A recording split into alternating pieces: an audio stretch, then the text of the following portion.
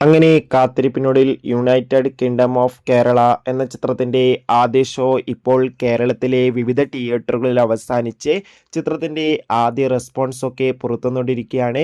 ആ ഒരു അപ്ഡേഷനാണ് ഇന്നൊരു വീഡിയോ ഭാഗത്ത്. വീഡിയോയിൽ വരുമ്പോൾ വീഡിയോ ലൈക്ക് ചെയ്യുക, ചാനൽ സബ്സ്ക്രൈബ് ചെയ്യുക. ഈ വരുന്ന മെയ് മാസം അങ്ങോട്ട് ധാരാളം ചിത്രങ്ങൾ OTT റിലീസ് ചെയ്യാൻ പോവുകയാണ്. നമ്മുടെ ചാനൽ ഭാഗം പരിശോധിച്ചാൽ നിങ്ങൾക്ക് ആ വീഡിയോയ്ക്ക് കാണാൻ വേണ്ടി സാധിക്കുന്നതായിരിക്കും. നേരെ ഇന്നത്തെ വീഡിയോയിലേക്ക് പോകാം.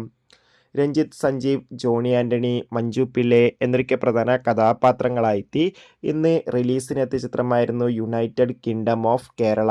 ഏവരുമേറെ ആകാംക്ഷയോടെ ചിത്രത്തിൻ്റെ റിലീസിനായി കാത്തിരിക്കുകയായിരുന്നു.